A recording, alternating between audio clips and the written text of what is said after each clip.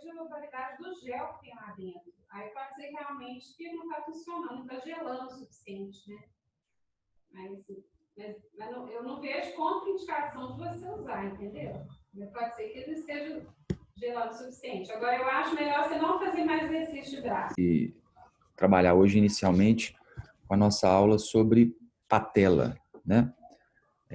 A chamada dor fêmoro-patelar ou dor anterior no joelho, tá? Então é uma dor que é bastante comum da gente encontrar nas pessoas. Vocês estão conseguindo acessar as aulas aí tranquilo? A aula passada deu um problema no Zoom aí, a gente não pôde encontrar, mas eu gravei a aula e a aula tá lá no YouTube, né? Vocês chegaram a ver a aula? Eu assisti. Deu para ver? Deu, gente? Conseguiram ver as aulas direitinho? Sim. Muito bem, quem quis, né? Então, muito bem, eu vou começar a falar um pouquinho sobre a dor fêmoro-patelar e, posteriormente, eu vou parar um pouquinho para ver se tem alguém esperando para entrar, tá? Então, vamos começar. Então, o tema de hoje, pessoal, é a dor fêmoro-patelar, tá? É uma dor muito comum da gente ver nas pessoas. Ela é essa dor que é causada muitas vezes por alterações no alinhamento da patela. Então, essa dor fêmoro-patelar a gente chama também de dor anterior no joelho, né? É aquela dor que a pessoa sente quando sobe, desce escadas, quando fica muito tempo com o joelho dobrado, quando vai a um cinema, um teatro, fica excessivamente com o joelho dobrado, dá vontade de esticar o joelho. Essa pessoa, quando vai fazer um exercício de leg press ou um banco extensor, ela pode sentir dor, ela pode sentir incômodo na parte anterior do joelho, tá? Então, essa é a característica aí dessa nossa dor fêmoro-patelar.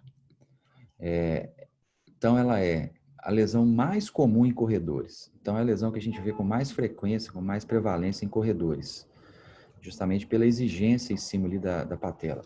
É uma articulação que tem uma cartilagem bem grossa. É a cartilagem mais grossa que nós temos no corpo, é a cartilagem da articulação da patela com o fêmur, né?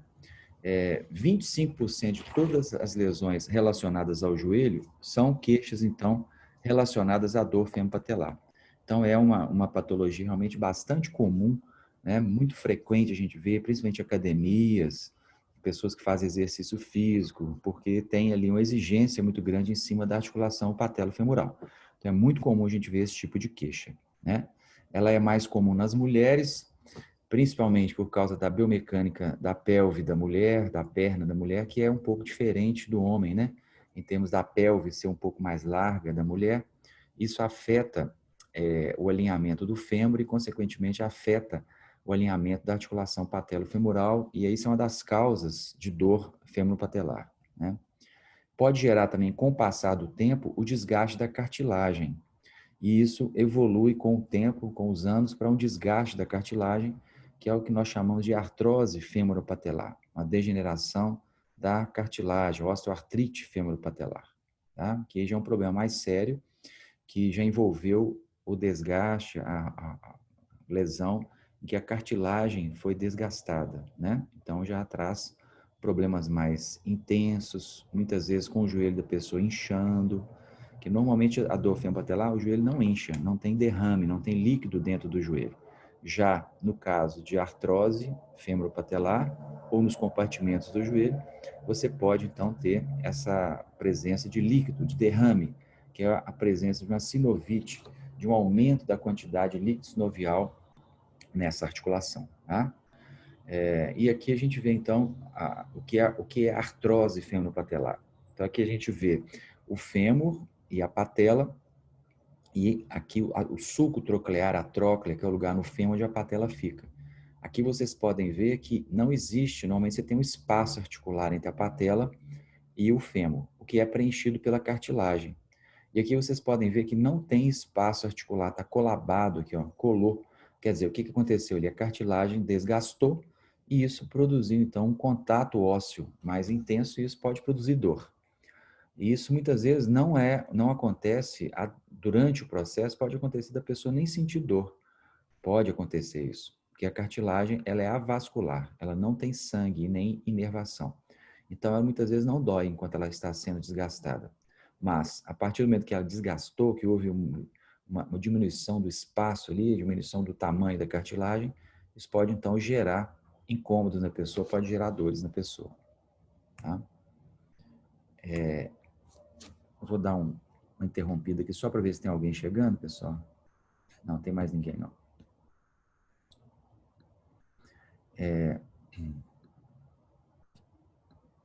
Então, a principal característica, se perguntar qual que é o principal sintoma das pessoas que têm dor femopatelar.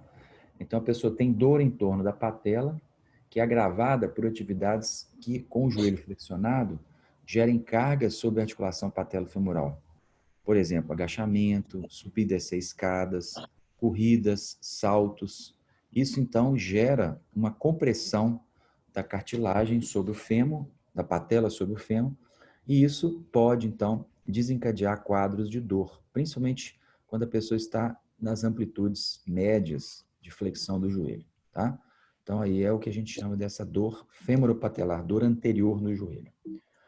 E também pode acontecer essa dor quando a pessoa salta, quando corre, né?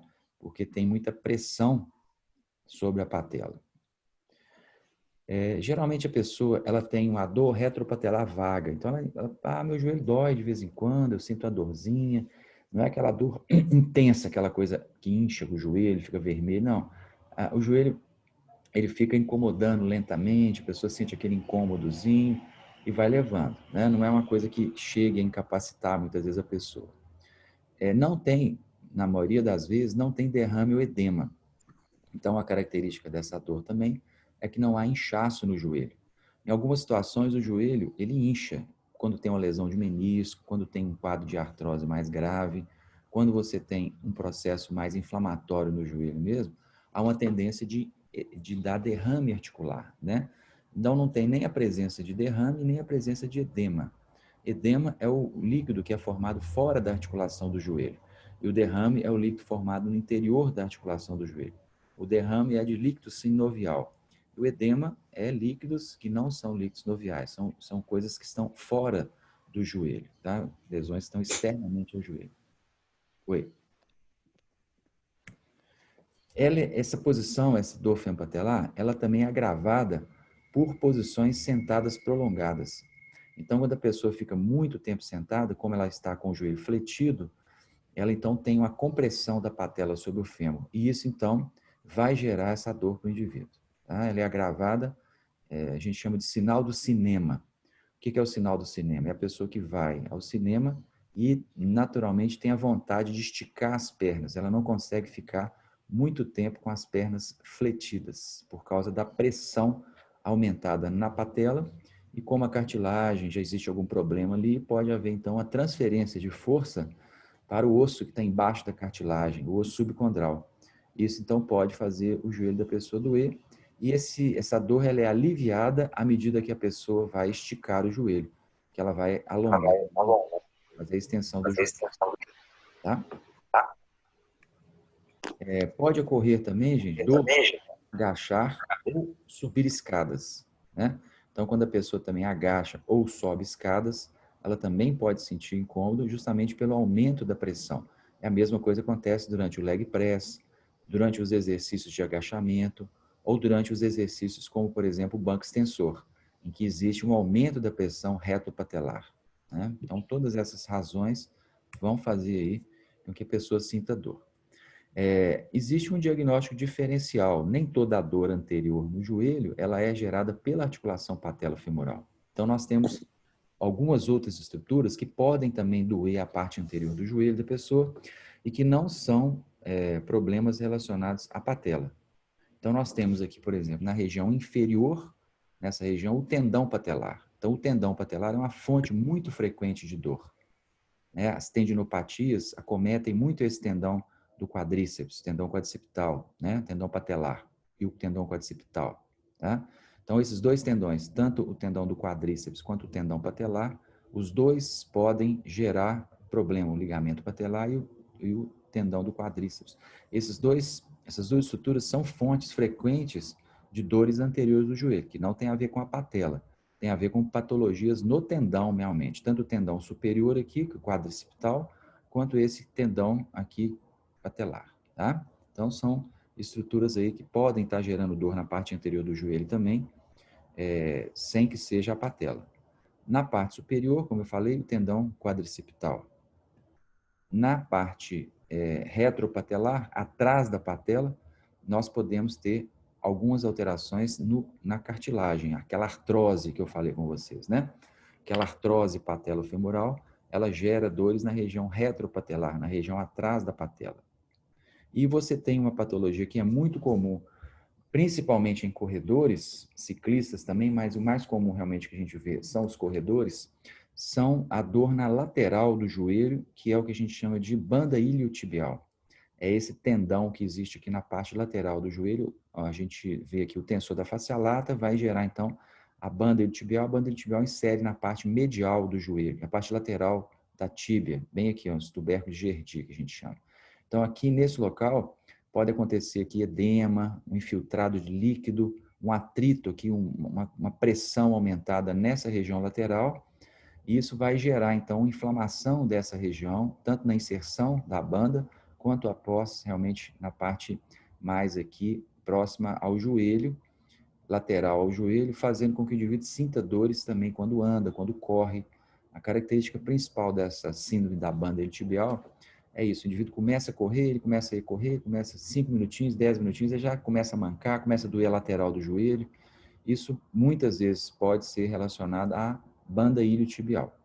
Isso não é patela, né? É um problema na banda, apesar de estar próximo à patela, não é um problema também na parte interna do joelho. Não tem a ver com os meniscos, não tem a ver com a cartilagem, não tem a ver com as estruturas mais internas. Tem a ver com esse tendão, que é o tendão aí do ilho-psoas, lá da banda iliotibial, da inserção do ilho-psoas, depois vem a banda iliotibial, que insere lá embaixo na parte lateral da tíbia. Tá? Então, isso é também uma dor na parte anterior do joelho, mas não está relacionada à patela, está relacionada à banda iliotibial. Tá? É o outro problema, a gente chama de síndrome da banda iliotibial. Tá? Então, é um outro problema comum da gente ver na lateral do joelho também. E aqui, gente, seria seria o que veio publicado, um consenso mais atual sobre quais são as causas de dor patelofemoral.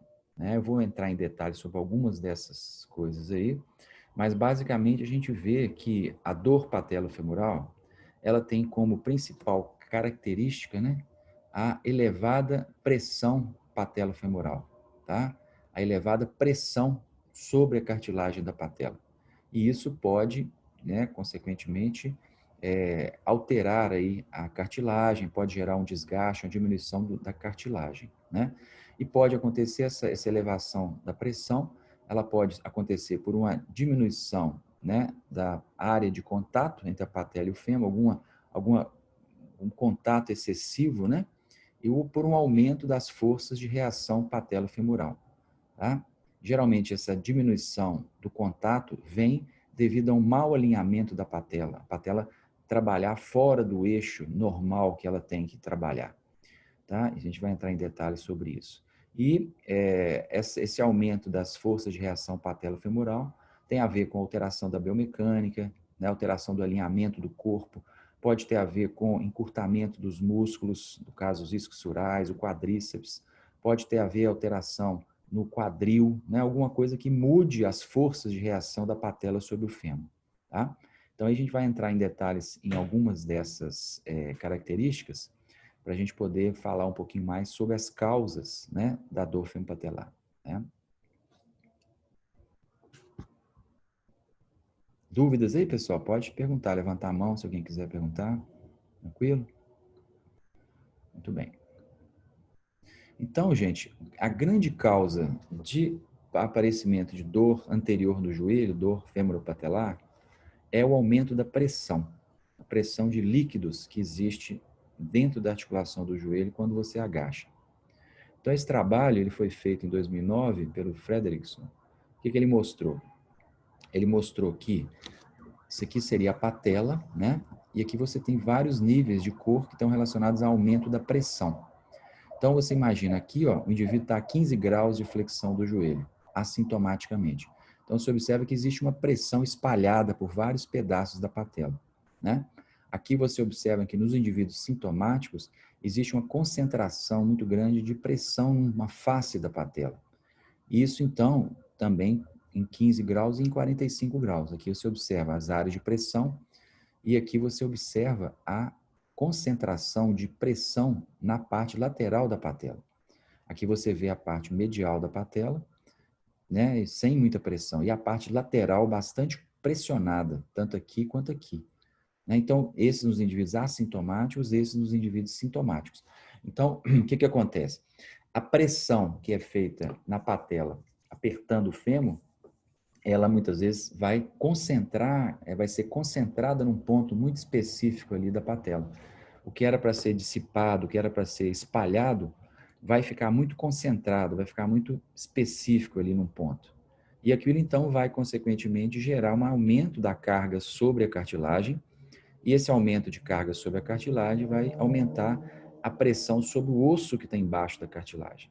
E isso, sim, pode doer. A cartilagem, ela não dói. Então, o aumento da pressão sobre a cartilagem não produz dor. O que vai produzir dor é o aumento da pressão sobre a cartilagem, que vai aumentar a pressão sobre o osso subcondral. É o osso que está embaixo da cartilagem.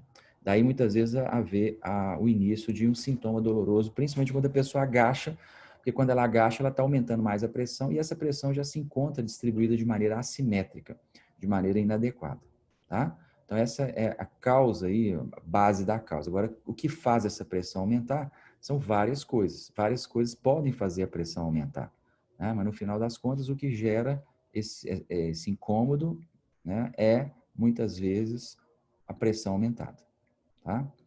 Então, aqui a gente vê, quando existe uma pressão aumentada, existe um aumento da atividade metabólica naquela região, uma concentração de sangue, uma concentração de substâncias, o que indica que aqui há um processo de irritação, que há um processo de pressão aumentada, né?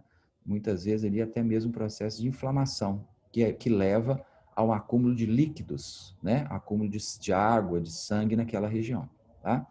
Então, isso é o que a gente poderia ver aí no aumento da atividade metabólica da patela. Os mecanismos de dor, então, na patela, gente, são sobrecarga repetitiva.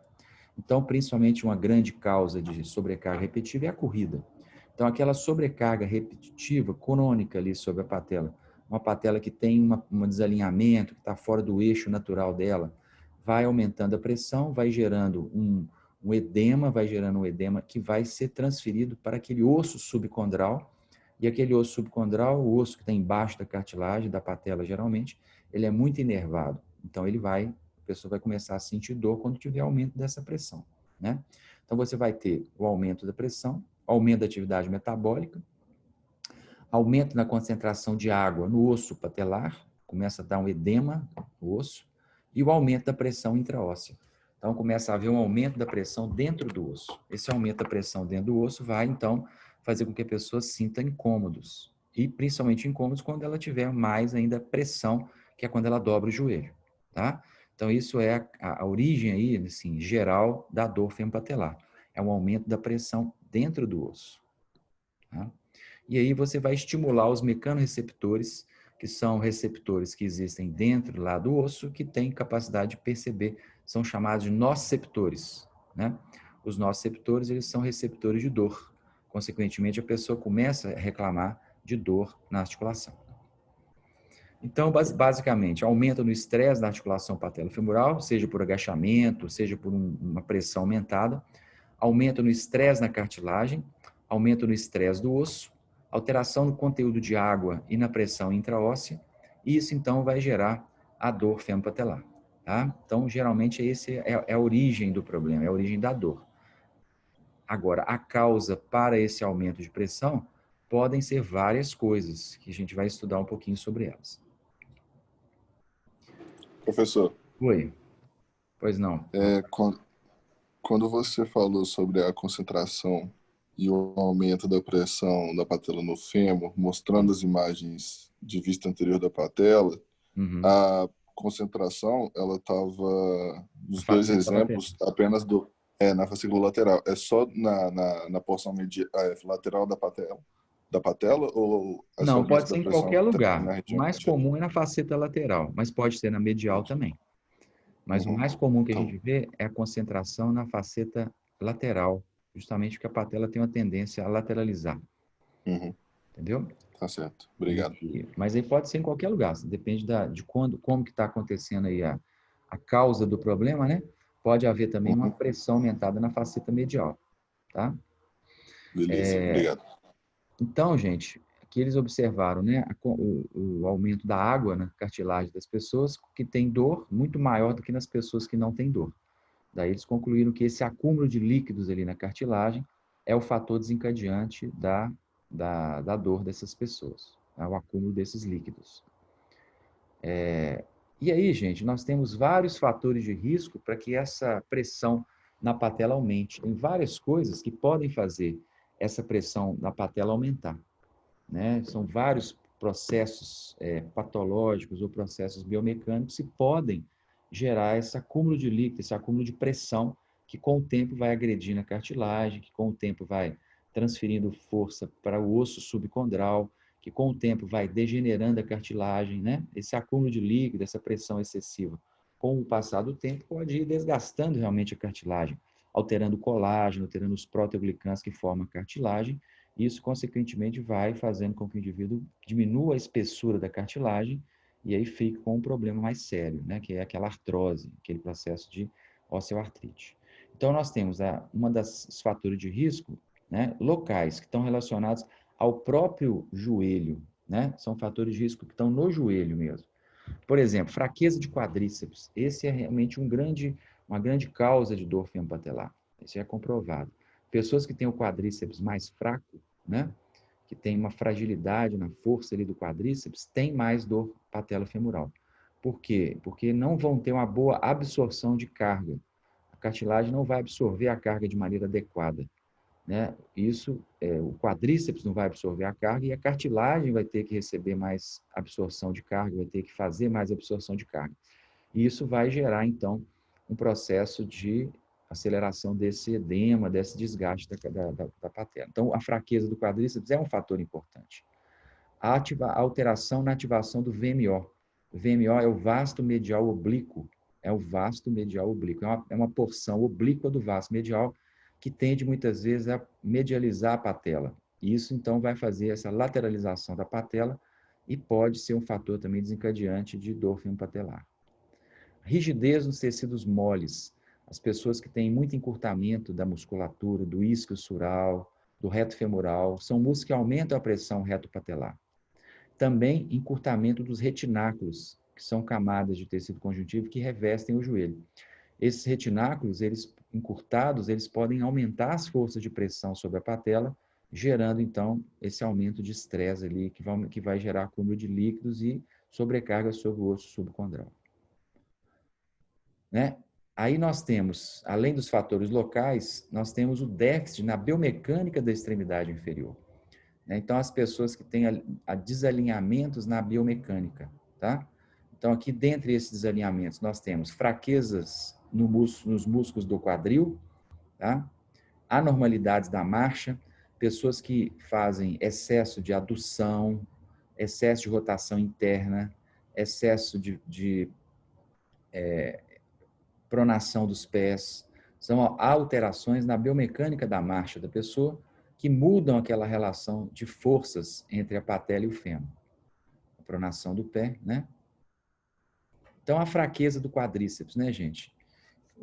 Que são essas que a gente está comentando. Estudos têm reportado uma associação entre a atrofia do quadríceps, diminuição da capacidade de gerar torque e o volume do joelho, do quadríceps, do joelho de pessoas que têm dor fêmur-patelar. Então, isso já é uma coisa bastante definida, realmente, a fraqueza do quadríceps, que pode ser primária ou mesmo secundária. Às vezes a pessoa tem a dor fêmur-patelar, isso leva a uma atrofia do quadríceps e isso vai potencializando o problema, vai deixando o problema crônico, tá? Então, essa fraqueza do quadríceps é um fator importante, né? A restauração da força do quadríceps tem sido visto como um significante fator na recuperação da dor fêmur-patelar. Então, a melhoria da força do quadríceps. Agora, o importante, gente, é saber se a pessoa está no momento de fazer esse reforço, ela tem condição, tem um diagnóstico correto, porque às vezes você vai fazer o fortalecimento e a gente sabe que fortalecer o quadríceps aumenta a pressão na patela. Então, é muito importante observar se a pessoa está realmente tendo um bom alinhamento, quais são as causas daquela dor fempatelar para você poder corrigir. Porque não é só fortalecer. Às vezes você está fortalecendo e você está piorando o quadro, porque você está aumentando o estresse ali em cima da articulação. Então, é um processo que tem que ser avaliado de maneira correta. Não é só chegar e fortalecer, né? O vasto medial oblíquo, são fibras do vasto medial que tem uma inclinação maior, em torno de 65 graus de inclinação insercional em relação à patela. O vasto lateral já tem em torno de 30 a 40 graus. Então, essa inclinação da patela, essa inclinação das fibras do vasto medial, eles tendem a medializar a patela, a estabilizar a patela dentro do sulco troclear. Tem pessoas que têm inibição, né, dessa musculatura e aí, consequentemente, a patela começa a ser tracionada lateralmente. A pessoa tem inibição do quadríceps e aí começa a lateralizar a patela, começa a tirar a patela do eixo dela de funcionamento biomecânico correto. Isso, então, vai gerar aqueles aumentos de pressão. No caso, muitas vezes um aumento de pressão aumentada na faceta lateral da patela, que é a que geralmente a gente vê esse desgaste acontecendo, né? Então, esse vasto medial oblíquo, né? Existe uma significante correlação entre o vasto medial oblíquo, o nível de inserção dele, a angulação das fibras e o volume com a dor femopatelar. Então, pessoas que têm aí dor femopatelar, muitas vezes apresentam uma atrofia desse músculo, apresentam uma alteração no seu posicionamento da penação, no ângulo de inclinação, que vai, então, interferir com a estabilidade da patela, com a estabilidade patelar, tá? Então, é uma articulação, é um músculo aí bastante importante de ser desenvolvido. Interessante é que a gente não consegue desenvolver de maneira isolada o vasto medial. Eu não consigo isolar a contração do vasto medial. Antigamente tinha algumas teorias, né, que você fazendo os últimos graus de extensão, você rodando o quadril para fora, você usando o adutor junto com o vasto medial, você tinha um benefício em relação à ativação do vasto medial. E nada disso provou-se verdadeiro. Então, não existe uma maneira, um exercício isolado, a não ser estimulação elétrica. Você colocar os eletrodos no quadríceps e fazer estimulação elétrica. Isso pode gerar uma ativação seletiva do vasto medial. Mas, tirando isso, não existe maneira da gente seletivamente usar, ativar o vasto medial. Tá? Então, quando a pessoa tem essa inibição do vasto medial, existe a patela faz esse J, né? Ela faz como se fosse um J, então ela lateraliza. Observem que ela está centralizada e aqui a pessoa contraiu o quadríceps, a patela lateralizou, a patela foi toda para fora. Então, isso, com o passar do tempo, vai gerando aquele aumento da pressão na patela e gerando, então, as dores, consequentemente, devido a justamente ao aumento da pressão hidrostática ali no osso subcondral, tá? Então, essa é uma causa, uma consequência, né? Uma causa da dor femopatelar e uma consequência da inibição da ativação do vasto medial oblíquo. Tá? Então, aí vários trabalhos, né, são feitos com eletromiografia, com exercícios em que você observa a ativação desse vasto medial, observa o timing de ativação, o tempo de ativação dele, que às vezes isso também está acontecendo. Às vezes o vasto medial demora a entrar. Ele, em vez de entrar juntamente com o vasto lateral entra, lateraliza a patela e o vasto medial não entra, ou demora a entrar, tem um delay na entrada. Isso tende a lateralizar a patela também. Às vezes ele não está fraco, às vezes ele está inibido, está demorando a entrar em ativação. Isso, então, pode gerar essa tendência de lateralização da patela, porque o vasto lateral está íntegro, está perfeito, o timing dele de ativação. E o timing de ativação do vasto medial não encontra-se tão adequado. Consequentemente, a gente pode ter essa lateralização da patela. Tá? Então, isso é o que foi demonstrado nesse trabalho aqui, né? Mostrando justamente a inibição. A pessoa faz uma eletromiografia, você observa aqui nessa setinha amarela, o vasto lateral entrou antes do vasto medial. O vasto medial demorou a ter atividade elétrica. Então, isso não é uma fraqueza. Isso é uma alteração no timing, uma alteração no tempo que os músculos demoram para ser ativados. Então, isso também pode ser trabalhado, isso também é uma causa de dor fêmur-patelar, porque isso vai acabar criando a lateralização da patela, porque o vasto lateral vai puxar primeiro que o vasto medial. Então, essa seria uma causa local aí para o aparecimento dessa dor fêmur-patelar. Tá? Outra coisa que tem a ver localmente aí, no caso, com a dor fêmur-patelar, seria o encurtamento da banda iliotibial. O vasto lateral e a banda iliotibial, eles têm uma comunicação facial. E o trato iliotibial, a banda iliotibial, ele emite fibras, né, para a patela. Então, a parte mais profunda desse trato iliotibial, ela vai inserir na patela. Ela tem fibras que inserem na patela e podem, então, gerar uma lateralização da patela, né? Como o vasto lateral e o trato iliotibial ele fica lateralmente ao joelho, ele, quando está muito rígido, muito encurtado, ele pode, então, lateralizar a patela, porque ele tem fibras que se inserem na região lateral da patela. Os retináculos mais profundos de fáscias se inserem na patela. Então, isso pode causar essa tendência de lateralização também da patela, certo? Então, é também uma fonte aí frequente de problemas na patela, o excesso de rigidez do trato iliotibial, que tem a ver com a banda iliotibial, que é a banda iliotibial, que tem a ver com o tensor da face lata, que tem a ver com desequilíbrios da biomecânica do quadril do indivíduo. Tá? Esse retináculo, então, lateral, seria aquela partezinha aqui, né, que vai, aquela parte branca, né, que vai se inserir na patela. Então, ele tem comunicação com essa banda iliotibial. E o retináculo lateral encurtado, ele vai aumentar a pressão na faceta lateral da patela, gerando, então, um aumento de pressão hidrostática. É também uma fonte de dor fêmur-patelar. Outra coisa que é comum da gente ver nas pessoas que têm dor fêmur-patelar é o encurtamento da musculatura posterior do joelho, o encurtamento dos hamstrings, dos isquiosurais, do semitendinoso, do semimembranoso e do bíceps. Esses músculos, então, eles se inserem na parte posterior da tíbia. Então, na hora que você tem um encurtamento dessa musculatura, você pode produzir uma posteriorização da tíbia e, como o tendão patelar ele insere na tíbia, ele pode, então, apertar a patela no fêmur, aumentando as forças de compressão da patela sobre o fêmur. Então, isso também é bastante comum da gente ver o encurtamento do isquio sural, gerando a posteriorização da tíbia, o estresse no tendão patelar e, consequentemente, o aumento da pressão e o desalinhamento da estrutura da patela. Tá? Então, esse aí é um problema também comum da gente ver. Outro problema que também gera aumento das forças de compressão da patela sobre o fêmur é o aumento do encurtamento do reto femoral. O reto femoral encurtado, ele também vai gerar, então, um aumento da pressão sobre a patela, porque o reto femoral é um músculo que passa em cima da patela, né? Passa pelo quadril, ele do quadríceps, ele é o único que é biarticular. Então, nós vamos ter a pressão aumentada, essa pressão aumentada, ela vai, então, aumentar a carga sobre a cartilagem.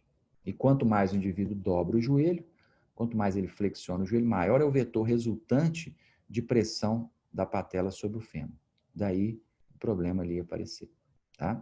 Quando a gente agacha, porque você vai ter maiores forças de pressão patela-femoral, tá?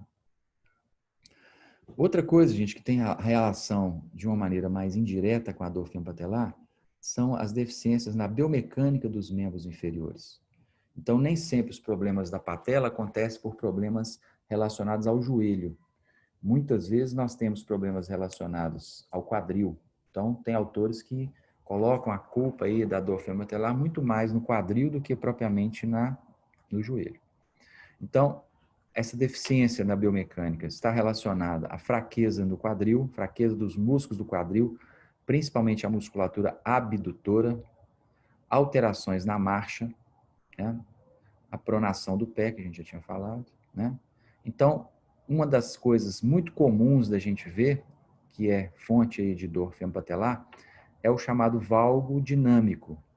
O que é esse valgo dinâmico? É a pessoa que anda ou corre e tem um aumento desse ângulo entre o fêmur e a bacia aqui, né? Esse ângulo aqui, ó. A perna do indivíduo vem para dentro, o quadril da pessoa aduz. Então, você tem uma adução excessiva do quadril. e muitas vezes associada à adução, à rotação interna do quadril. Então, isso muitas vezes causado por falta de estabilidade da bacia ou alguma alteração óssea mesmo no fêmur, como, por exemplo, a antiversão do colo do fêmur, que faz o indivíduo ter já um certo valgo dinâmico. Então, essa pessoa ela vai andar com o quadril, ou correr com o quadril mais em adução. E isso, então, vai mudar as forças de contato femoropatelares e vão, consequentemente, gerar problemas de dor desse indivíduo, tá? Então, esse valgo dinâmico é uma causa frequente aí de problemas na patela, tá? E seria, então, associado a esse valgo dinâmico, nós temos também a rotação interna do quadril, aquele indivíduo que anda e a perna dele gira internamente, o fêmur roda internamente. E, em consequência dessa rotação interna do fêmur, muitas vezes nós vamos ter uma pronação dos pés. Os pés vão pronar, né? Vão tentar acompanhar esse movimento do fêmur e vão pronar. E da mesma maneira, a pronação do pé, ela pode desencadear uma rotação interna do fêmur, consequentemente desalinhando o joelho. Então, no meio do caminho entre o pé e o quadril, você tem o joelho. Então, as alterações do pé e as alterações do quadril vão interferir muito frequentemente aí nos problemas do joelho, tá? Aqui, ó, então a gente vai ver um pouco desse movimento, olha. Então, vocês observem, né? O movimento aqui, aqui nós temos, então, o adutor e aqui o glúteo médio. Então, se o indivíduo tem o adutor muito forte e tem o glúteo médio muito fraco, vai haver uma tendência muito grande de adução do quadril. O quadril do indivíduo vai aduzir excessivamente. Então, isso vai desalinhar a patela. É uma fonte de problemas para o joelho, é uma fonte de dor femopatelar, tá? Como também, não só esses movimentos de adução, mas também os movimentos de rotação interna. Então, observem aqui, a gente está vendo a banda iliotibial, né? O tensor da face lata, que se insere na banda iliotibial, e aqui a gente vê a rotação interna. O adutor e o tensor da face lata fazem rotação interna do quadril. Então, os indivíduos que têm uma fragilidade lá no glúteo, que tem esse glúteo mais enfraquecido, e tem a banda iliotibial e tem o adutor muito forte, esses indivíduos, quando forem fazer algum tipo de exercício, como a corrida, ou um step, ou um leg press, muitas vezes vão tender a fazer excesso de rotação interna do quadril. Excesso de giro interno do quadril. Aí ele está rodando para fora, tá vendo? Está alongando o tensor e o glúteo, e o adutor. Na hora que ele roda para dentro, ele contrai o tensor e o adutor. Então, isso, com o tempo, vai levando o indivíduo a desalinhar a patela dele. Que à medida que você roda o seu quadril internamente, a patela tende a ir lateralizar. Proporcionalmente, ela lateraliza. Então, nós vamos ter aí uma tendência do desgaste dessa cartilagem, desse joelho. Aqui, ó, essa também é uma das razões daquela geração daquele problema que eu falei com vocês, que é o problema na banda iliotibial, a síndrome dolorosa da banda iliotibial. A banda, então, se o indivíduo faz muita rotação interna, ela enrijece, ela encurta. E isso, então, vai gerar um aumento aqui da pressão do estresse da patela, do fêmur, face lateral do fêmur, contra aqui esse tendão. Isso, então, vai, muitas vezes, doer o joelho da pessoa, principalmente quando ela dobra, quando aquela banda raspa, né? Nesse ponto aqui. Então, isso é aquele problema da banda iliotibial, que tem uma relação direta com o problema na patela, porque a banda iliotibial, como a gente viu anteriormente, a banda iliotibial emite fibras para a patela. Se a banda está muito encurtada, ela vai tender a lateralizar a patela. Ela vai tender a jogar a patela para fora. Daí, gerando aqueles desequilíbrios de pressão na cartilagem. Certo? Então, uma pessoa que anda com o joelho fazendo muita rotação interna, anda com o joelho rodando muito realmente o quadril para dentro, vai interferir não só no quadril, vai interferir também na mecânica do joelho e na mecânica do pé, fazendo então com que haja esse aumento aí de pronação, esse aumento de adução, de rotação interna e, consequentemente, uma fragilidade nos músculos que fazem a rotação externa. que são o glúteo, né, o piriforme, o gêmeo superior, o gêmeo inferior, o quadrado femoral, também tendem a ficar fracos, porque você está rodando o quadril excessivamente internamente. E isso vai, então, aumentar a rigidez, hipertrofiar a musculatura rotadora interna e vai atrofiar ou deixar de usar a musculatura rotadora externa. Então, esse desequilíbrio aí no quadril é uma grande fonte também de patologias do quadril e também do joelho, porque o joelho vai sofrer as consequências. O osso do quadril é o osso do joelho, é o mesmo, é o fêmur.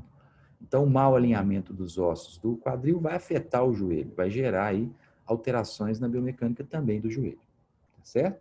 Então, esse é um problema muito comum, é fonte frequente de problemas na patela, são desalinhamentos no quadril, tá? Desalinhamentos no quadril. Então, gente, olha só, para vocês poderem levar para casa, né? O que nós temos aí de orientações, né? Primeiro, a dor femopatelar parece estar associada com sobrecarga crônica na articulação. Os fatores anatômicos e biomecânicos estão sempre associados, né? Então, a dor femopatelar, ela é gerada por problemas de sobrecarga crônica na articulação. Deficiências no movimento associadas com a dor femopatelar parecem estar relacionadas com a força ou controle do quadril. Então, muitas vezes, além dos fatores locais que a gente estudou, né, o movimento do quadril, a biomecânica do quadril afeta bastante a articulação patelofemoral e isso pode ser a causa do aparecimento dessas dores patelares. Tá? O fortalecimento do quadril, segundo alguns autores, pode ser até superior ao fortalecimento do quadríceps. Quando a gente fala fortalecimento, né, gente, é mesmo controle, né? Controle neuromuscular, né? A melhoria das sinergias que acontecem no quadril para poder produzir uma melhor estabilidade do fêmur e, consequentemente, melhorar o alinhamento do membro inferior, do joelho, quadril e pé. Tá? Então, isso aí é muito importante para a gente, prestar atenção, né? O fortalecimento sozinho, se eu só fortaleço o músculo, eu não mudo o movimento. Eu tenho que mudar a estrutura neurofuncional desse indivíduo, eu tenho que dar experiências motoras para esse indivíduo, para que ele possa, para que o corpo dele corrija esse desequilíbrio biomecânico. A gente tem que dar informação do que você quer e o seu aluno ele vai desenvolver estratégias motoras para mudar esse padrão de movimento inadequado. Somente o fortalecimento, sem uma mudança, né, neuromuscular que envolva o córtex, que envolva as articulações, não vai surtir muito efeito na mudança sobre os padrões de movimento inadequados. Tá? Importante. E o treinamento de marcha, o treinamento funcional realmente, né, é fundamental. Ele é crítico para a gente poder aí melhorar a biomecânica desse nosso indivíduo que apresenta essa dor femopatelar. Tranquilo, gente? Vocês têm alguma dúvida? Ricardo, Pois não. quando você fala, por exemplo, igual fortalecimento sozinho, Isso. esse fortalecimento sozinho, você realmente passa por alguma...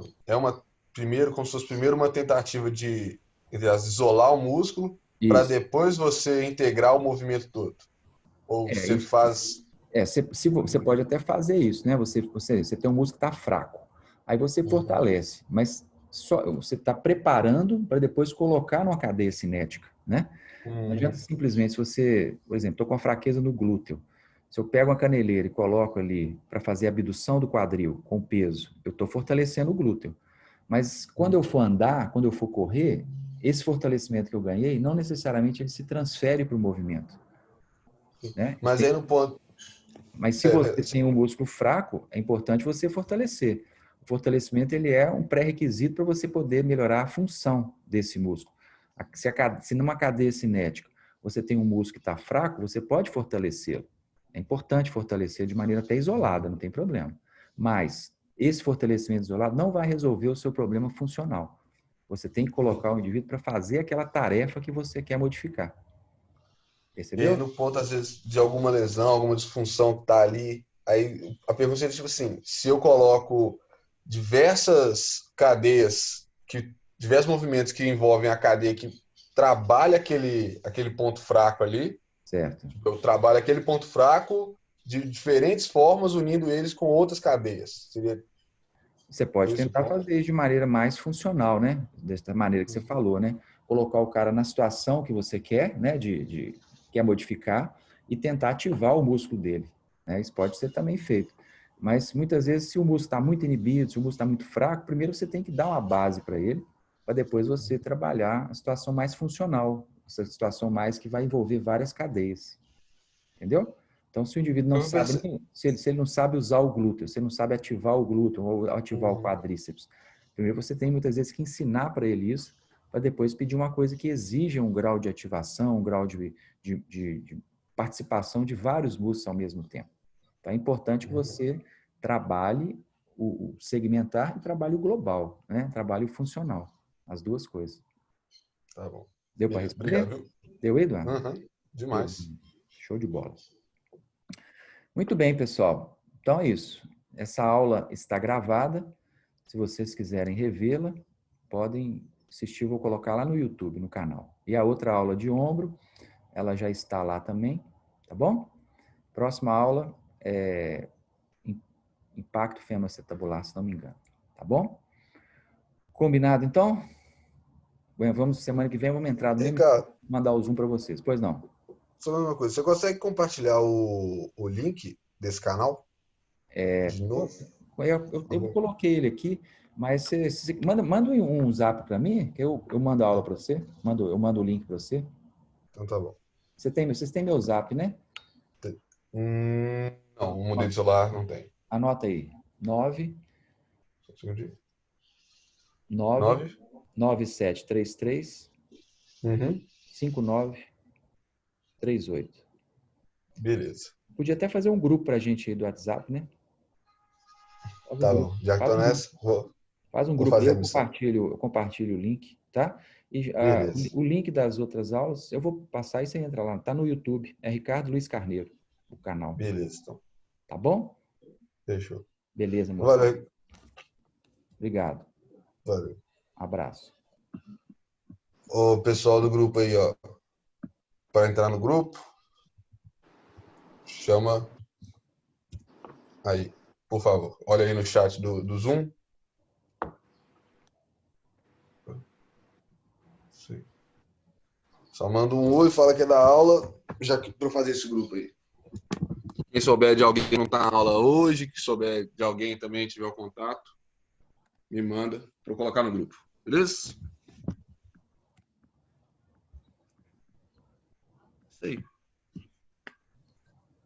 Valeu, Ricardo. Obrigado. Obrigado, abraço. Valeu.